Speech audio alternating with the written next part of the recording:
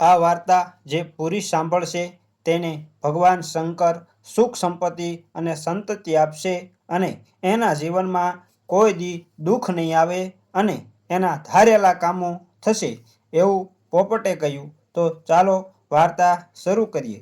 જૂનાગઢ નામના શહેર પર ચંદ્રગુપ્ત નામનો રાજા શાસન કરતો હતો.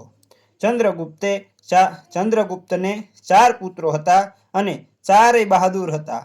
પરંતુ તે 4 પુત્રોમાં મદનસેન માત્ર શક્તિશાળી જ નહીં પણ ખૂબ જ સુંદર પણ હતા.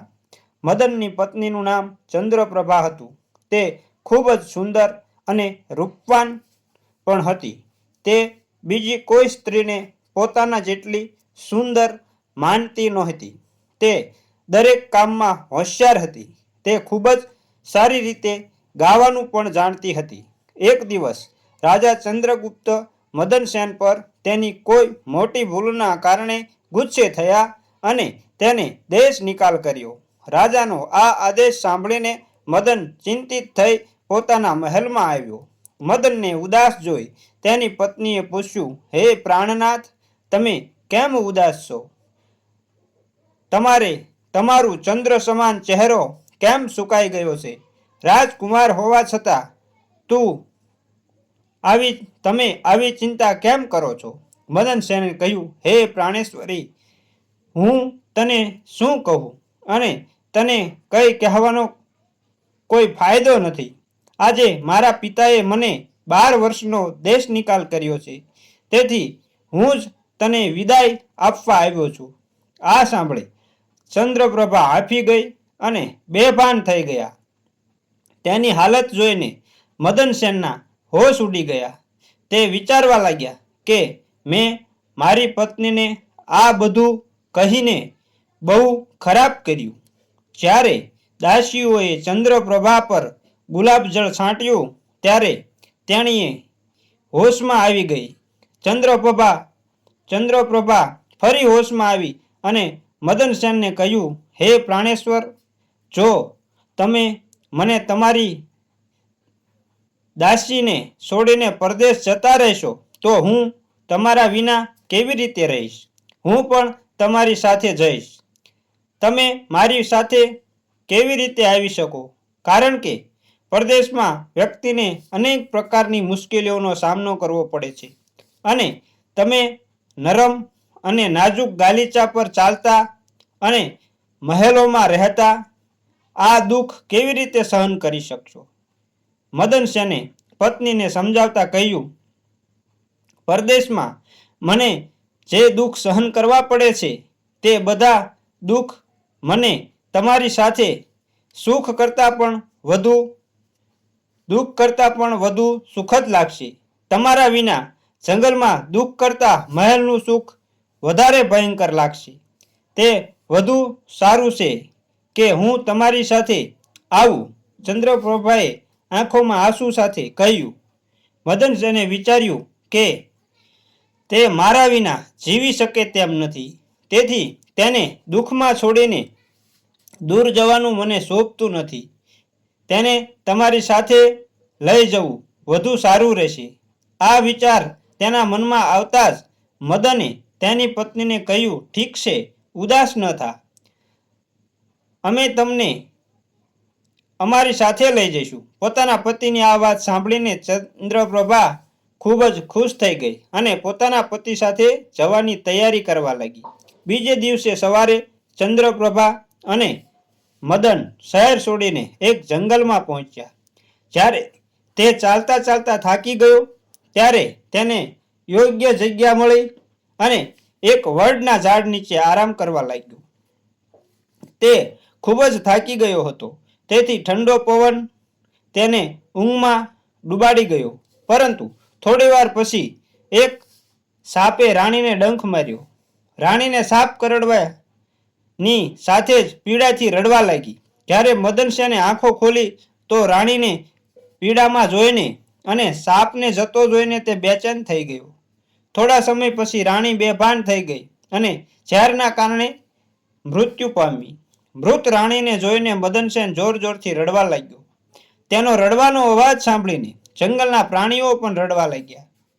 મદન સેને મનમાં વિચાર્યું, જ્યારે મારો જીવનસાથી મરી ગયો છે ત્યારે હું મારા જીવનનું શું કરીશ? હું આ જંગલમાં મારો જીવ આપીશ. આ વિચાર એના મનમાં આવતા જ તે રાણીના મૃતદેહ પરથી ઊભો થયો અને જંગલમાંથી લાકડા એકત્ર કરવા લાગ્યો. તે રડતો રહ્યો અને કહેતો રહ્યો, હું પણ રાણીની ચિતામાં બળીશ.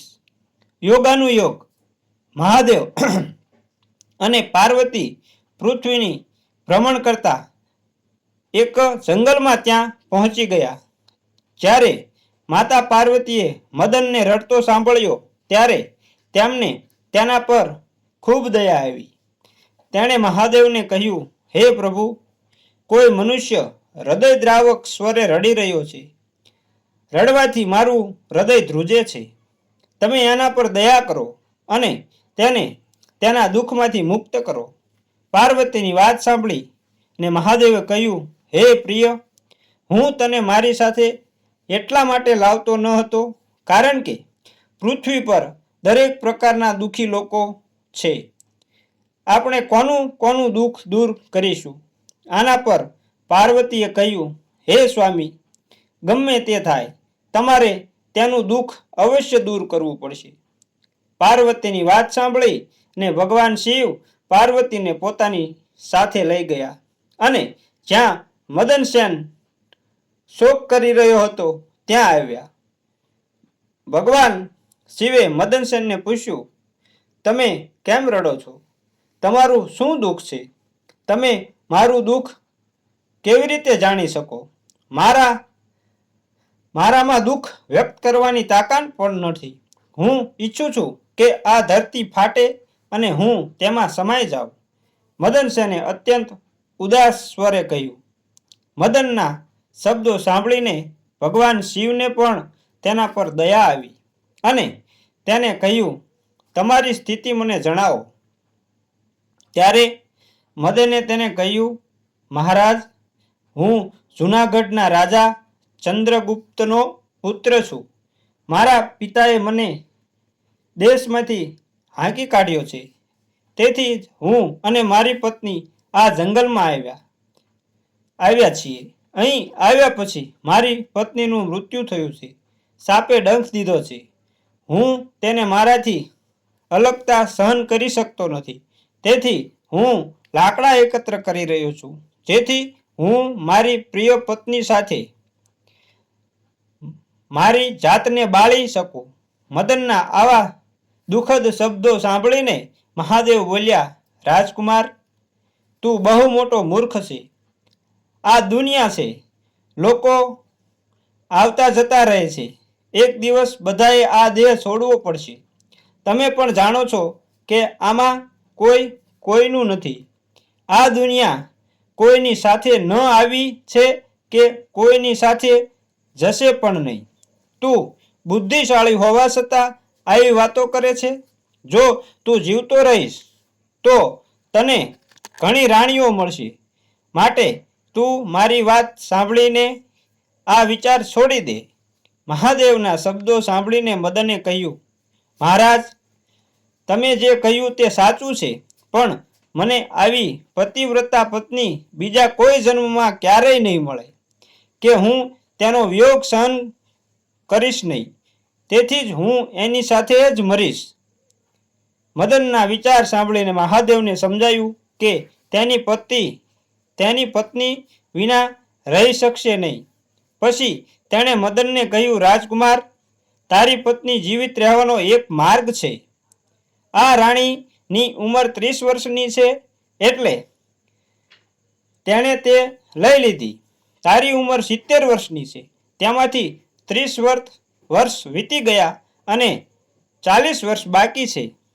તમારા જીવનમાં હજુ વધુ વર્ષો બાકી છે. જો તમે તમારી રાણીને તમારી ઉંમરનો અડધો ભાગ આપશો તો તમારા બંનેની ઉંમર સમાન થઈ જશે. જો તમને સ્વીકાર્ય છે તો રાણી હજી જીવિત રહેશે. મહાદેવની વાત સાંભળીને મદને કહ્યું, હું સ્વીકારું છું પ્રભુ, હું સ્વીકારું છું. હવે મહાદેવે મદનના હાથમાં પાણી આપ્યું અને તેને 20 વર્ષનું આયુષ્ય આપવાની પ્રતિજ્ઞા લીધી અને રાણીના હાથ પગ પર પાણી રેડતા પહેલા તેણે મદનને કહ્યું, આમાં બીજું રહસ્ય પણ છે. જ્યારે તને રાણીની જરૂર નથી તો આ ઠરાવ લો. તમે તેને પાછું પણ લઈ શકશો. તમે ઠરાવ પાછો લઈ લો કે તરત જ રાણી મરી જશે. પણ સાવચેત રહો, રાણીને વાત ન કહેતા. આગળ જતા સમય આ તમારા માટે ઉપયોગી થશે. આટલું કહીને મહાદેવ પાર્વતી રાણી પર પાણી છાંટીને ત્યાંથી અદૃશ્ય થઈ ગયા. તે ક્ષણે રાણીએ બેસીને કહ્યું, પ્રિય, આજે હું ખૂબ સૂઈ ગઈ. તમે મને જગાડી કેમ નહીં? તમે થાકી ગયા હતા, તેથી જ મેં તમને જગાડ્યા નથી. મદને બધું છુપાવતા કહ્યું. હવે બંને ફરી આગળ વધ્યા. ઘણા સમય પછી તેણે એક ખૂબ જ સુંદર જગ્યા જોઈ. ત્યાં એક ફકીરની ઝૂંપડી હતી. બંને જ્યારે ત્યાં પહોંચ્યા ત્યારે એક સુંદર યુવાન ફકીરને ઓશિકા પર બેસીને હુક્કો પીતો જોયો. બંને થાકેલા હતા. ફકીર પાસે બેઠા. તે જ સમયે રાજકુમારે રાણીને કહ્યું, રાણી, અમે તરસ્યા છીએ. અમે કૂવા પર જઈને પાણી પીશું અને જો તને તરસ લાગી છે તો અમે તમારા માટે પણ પાણી લાવીશું. આ સાંભળી રાણીએ કહ્યું, મને તરસ લાગી નથી, તમે જઈને પી લો. રાણીનો જવાબ સાંભળીને મદનસેન દોરડું અને ડોલ સાથે કૂવા પાસે ગયો. પાણી પીવા ગયા. મદનસેન પાણી પીવા ગયો ત્યારે ચંદ્રપ્રભા અને ફકીરની આંખ મળી ગઈ. ચંદ્રપ્રભાએ એક ક્ષણે એ ફકીરના પ્રેમમાં પડી ગઈ. ચંદ્રપ્રભાએ ફકીરને કહ્યું, ફકીર સાહેબ, તમે અહીં ખૂબ આનંદથી રહો છો. તમે પણ અહીં જ રહો અને આનંદ કરો. ફકીરે કહ્યું, ફકીર સાહેબ, મને તારી સાથે રહેવાનું મન થાય છે, પરંતુ મારા પતિ મારી સાથે છે, તેથી જ હું તમારી સાથે કેવી રીતે જીવી શકું? ચંદ્રપ્રભાએ ફકીર સમક્ષ પોતાની અસમર્થતા દર્શાવી અને કહ્યું, તમારા પતિને કૂવામાં ધકેલી દો, પછી અમને શાંતિ થશે. ફકીરે ઉપાય સૂચવ્યો. ફકીરની વાત સાંભળીને ચંદ્રપ્રભાએ કહ્યું, ઠીક છે, હું પણ એમ જ કરીશ. આ દરમિયાન મદનસેન પાણી પીને રાણી પાસે આવ્યા. ત્યારે રાણીએ કહ્યું, હવે મને તરસ લાગી છે. કૂવા પર જઈ મને પાણી માટે પીવા માટે પાણી લાવો. મેં તને પહેલેથી જ પૂછ્યું હતું, પછી તે ના પાડી દીધી હતી. સારું, તને તરસ લાગી હોય તો હું હમણાં જ પાણી લઈ આવું, મદનસેને કહ્યું. મદનસેન પાણી લેવા ગયો ત્યારે રાણી પણ તેની સાથે ગઈ અને કહેવા લાગી, હું પણ તમારી સાથે આવીશ. મદનસેન તેના પ્રેમમાં પાગલ હતો. તેને ખબર નહોતી કે મારો જીવ લેવા જઈ રહી છે. એ વાત સાચી છે કે દેવતાઓ પણ સ્ત્રીઓના ચરિત્રને જાણી શકતા નથી. તો મનુષ્ય શું છે? સૌથી બુદ્ધિશાળી લોકો પણ તેની જાળમાં ફસાઈ જાય છે. પોપટે કહ્યું, હે મેના, જ્યારે મદનસેન કૂવા પાસે ગયો અને ડોલ ભરવા લાગ્યો ત્યારે રાણીએ એને પાછળથી ધક્કો મારીને કૂવામાં પાડી દીધો અને પોતે ફકીર પાસે આવી ગઈ. ફકીર ત્યાંથી રાણીને લઈ ગયો અને બંને તેઓ એક મોટા શહેરમાં ગયા. તેઓ ત્યાં ગયા અને સુખથી રહેવા લાગ્યા. તે ફકીરે ચંદ્રપ્રભાને થોડા દિવસમાં એવી રીતે નૃત્ય અને ગાન શીખવ્યું કે શહેરમાં તેના જેવું નૃત્ય કરી શકે તેવી બીજી કોઈ નૃત્યાંગના ન હતી. તે શહેરમાં પ્રખ્યાત થઈ ગઈ. આખું શહેર આ રીતે રાણીના નાચગાનથી તે ફકીર લાખો રૂપિયાનો માલિક બની ગયો. રાણી તે ફકીર સાથે ખૂબ આનંદથી રહેવા લાગી. પોપટે કહ્યું, હે મેના, રાણી ત્યાં ફકીર સાથે મસ્તી કરવા લાગી. હવે મદનસેનની હાલત સાંભળો. જે સમયે રાણીએ મદનસેનને કૂવામાં ધક્કો માર્યો, સંયોગથી કૂવામાં લટકતા મૂળિયા હતા, તેને મદનસેને પકડીને કૂવામાં લટકી રહ્યો અને ભગવાનને યાદ કરતો રહ્યો અને વિચારવા લાગ્યો કે મેં મારો જીવ રાણીને આપી દીધો અને રાણીએ મને દગો આપ્યો. શું આ મારા પ્રેમની સજા છે?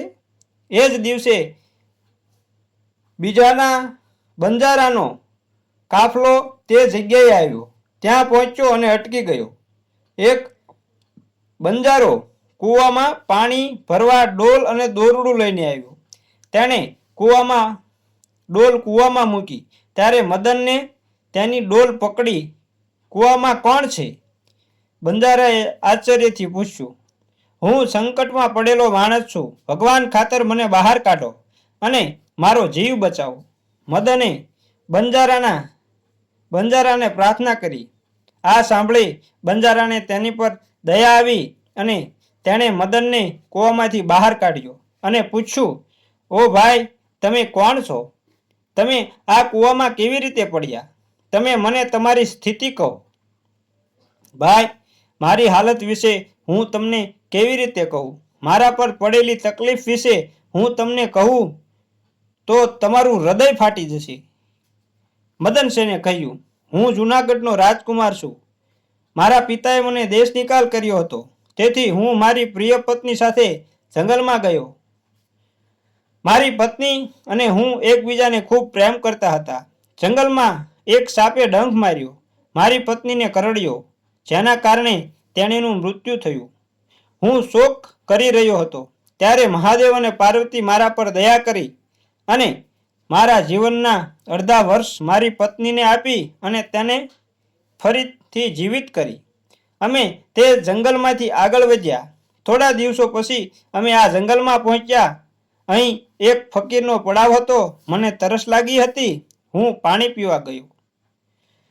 પીવા ગયો હતો. હું પાછો ગયો ત્યારે મારી પત્નીએ કહ્યું કે મને તરસ લાગી છે, પાણી લાવો. આટલું કહી તે પણ મારી સાથે ત્યાં આવી ગઈ. તે કૂવા પર આવી. હું કૂવામાંથી પાણી લઈ રહ્યો હતો ત્યારે એને મને પાછળથી ધક્કો માર્યો. જોગાનું જોગ કૂવામાં લટકતા મૂળિયા મારા હાથમાં આવી ગયા, જેના કારણે હું કૂવામાં ડૂબતો બચી ગયો. જ્યારે તમે આવ્યા તો મને બહાર કાઢ્યો. મદનસેને દુઃખી હૃદયે આખી વાર્તા બંજારાને આ વ્યક્તિને કહી. મદનસેન પોતાની દુર્દશા કહીને ચૂપ થઈ ગયા.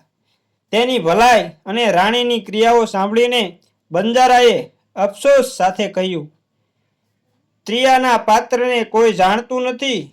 તે પોતે તેને મારીને સતી બની જાય છે. આટલું કહી બંજારાએ મદનસેનને ગળે લગાડ્યો અને કહ્યું, કશાની ચિંતા કરશો નહીં. ભગવાન ખૂબ જ દયાળુ છે. તે સર્વનું ભલું કરશે. એમ કહીને તેણે ફરી મદનસેનને કહ્યું, જો તમે ઈચ્છો તો તમે અમારી સાથે રહી શકો છો. મદનસેને તેની સાથે રહેવાનું સ્વીકાર્યું. યોગાનુયોગ બંજારાઓની તે સેના થોડા દિવસ પછી તે જ શહેરમાં આવી, જ્યાં રાણી ચંદ્રપ્રભા અને ફકીર રહેતા હતા. તે શહેરમાં જઈને મદનસેને બંજારાને કહ્યું, ભાઈ, હું થોડા દિવસ આ શહેરમાં રહેવા ઈચ્છું છું. જો તમે મને પરવાનગી આપો તો હું આ શહેરમાં થોડા દિવસ વિતાવીશ. તમે જે ઈચ્છો તે કરી શકો છો. મને કોઈ વાંધો નથી. મદનસેનની વાત સાંભળીને બંજારાએ કહ્યું. મદનસેન બંજારાને વિદાય આપી અને શહેરમાં આવ્યો અને કોઈ કામની શોધમાં ફરવા લાગ્યો. થોડા દિવસ પછી તેની મહેનત રંગ લાવી અને તેને એક મોટા બિઝનેસમાં નોકરી મળી ગઈ. નોકરી મળી તેમણે વ્યાપારીના ઘરે રહેવાનું શરૂ કર્યું અને ખૂબ જ સમર્પણ અને ઈમાનદારી સાથે તેમની ફરજો બજાવવાનું શરૂ કર્યું. તે વ્યાપારીને વેપારીએ મદનને ખૂબ જ માન આપ્યું અને તેને તેની જગ્યાએ મુનિમ બનાવ્યો.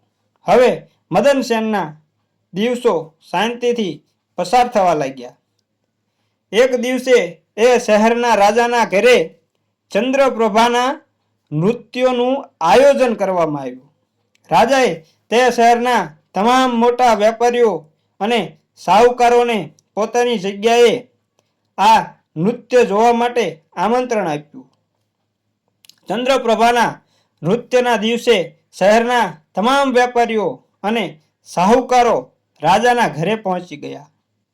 મદનસેને પણ રાણીના નૃત્ય અને ગાવાના ખૂબ વખાણ સાંભળ્યા હતા. તેણે મનમાં વિચાર્યું કે તેણે આ ડાન્સરનો ડાન્સ જોવો જ જોઈએ. એમ વિચારીને મદનસેન પણ રાજાના સ્થાને પહોંચી ગયો. રાણી પોશાક પહેરીને નૃત્ય કરવા ઊભી થઈ. તે સમયે તે અપ્સરા જેવી સુંદર દેખાતી હતી. મદનસેન પોતાના શેઠ પાસે બેઠો હતો. તે સભામાં રાણીએ નાચવાનું શરૂ કર્યું.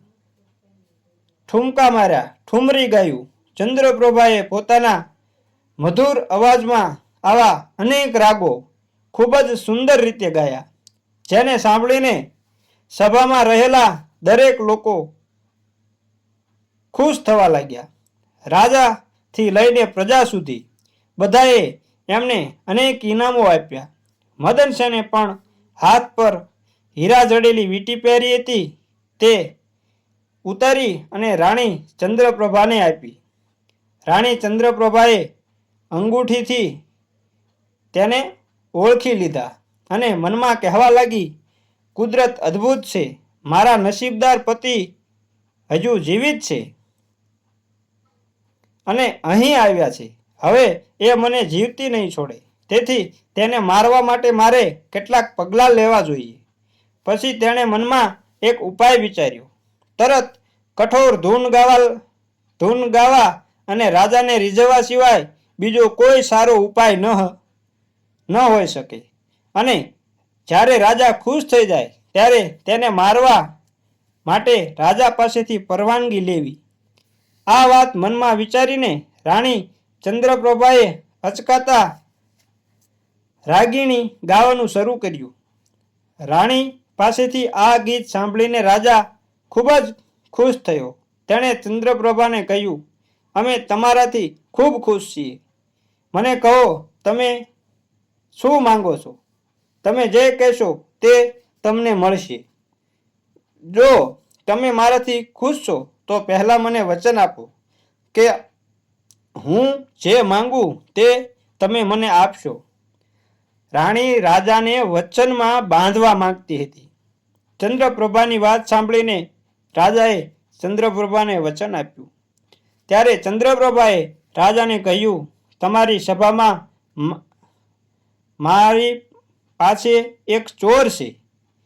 તમારી સભામાં મારો એક ચોર છે, તેને હમણાં જ મારી નાખો. ચોરને મારી સામે લાવો. રાજાએ તરત જ કહ્યું. પછી રાણીએ મદનસેનનો હાથ પકડી રાજા સમક્ષ લાવી. તેને જલ્લાદને સોંપી દો. રાજાએ સૈનિકોને આદેશ આપ્યો. આ સાંભળી જલ્લાદે મદનસેનનો હાથ પકડી લીધો અને તેને મારવા લઈ જવા લાગ્યા. આ સમયે મદનસેનનો માલિક વેપારી ડરીને મદનસેનની પાસે આવ્યો અને પૂછ્યું, તમે આ નૃત્યાંગના પાસેથી શું ચોરી લીધું છે, જેના કારણે તે તમને મારી નાખવા માંગે છે? મદનસેને પોતાના શેઠને કહ્યું, મેં એમાંથી કંઈ ચોરી નથી કરી. જો તમે આ રાજાને મારા 2 શબ્દો સાંભળવા માટે સમજાવશો તો મારો જીવ બચી જશે. આ સાંભળીને મદનસેનના શેઠે તેના સાથી વેપારીઓ અને સાહુકારો પાસે આવ્યા અને તેમની સાથે મસલત કરી. તેમણે કહ્યું, મિત્રો, કાં તો રાજા ન્યાય કરે, નહીંતર આપણે બધા શહેર છોડી દઈશું. આ પરામર્શ પછી બધા વેપારીઓ રાજા પાસે આવ્યા અને કહ્યું, રાજા સાહેબ, અમારા મુનિમ નિર્દોષ છે, નિર્દોષ રીતે મારી નાખવામાં આવે છે. તે કહે છે કે રાજાએ મને મારવાનો આદેશ આપ્યો છે, તેથી મારે પણ રાજાના આદેશ મુજબ મરવું પડશે. સ્વીકાર્યું, પણ મહેરબાની કરીને મારા 2 શબ્દો સાંભળો. વ્યાપારીઓની વાત સાંભળીને રાજાએ કહ્યું, મુનિમને અહીં લાવો. વ્યાપારી મદનસેન સાથે રાજાની સેવામાં હાજર થયો. રાજાએ કહ્યું, તારે જે કહેવું હોય તે મારી સામે કહો. તો મદનસેને કહ્યું, મેં શું દોષ કર્યો છે જેના કારણે તમે મારી હત્યાનો આદેશ આપ્યો છે? મદનસેને પહેલો પ્રશ્ન પૂછ્યો. તમે આ ડાન્સરના ચોર છો, રાજાએ કહ્યું. આ સાંભળીને મદનસેને કહ્યું, હું આ વેશ્યાનો ચોર નથી. હું આ વેશ્યા સ્ત્રીનો પતિ છું. તેણે મને કૂવામાં ધકેલી દીધો છે અને ફકીર સાથે ભાગી ગઈ છે. મહારાજ, હું કેવી રીતે જાણું કે આ જુઠ્ઠું કોણ છે? તે મારો ચોર છે. ચંદ્રપ્રભાએ મામલો બગડતો જોઈ અને કહ્યું, માનનીય રાજા, જો તે મારી પત્ની ન હોય તો મેં એને રસ્તામાં જે કંઈ આપ્યું હતું તે મારી એ અમાનત મને પાછી આપવી જોઈએ. મદનસેને રાણી તરફ અણગમતી નજરે જોયું. હું સ્વીકારું છું. રાણીએ તરત જ સ્વીકારી લીધું. ઠીક છે, તમારા હાથમાં પાણી લો.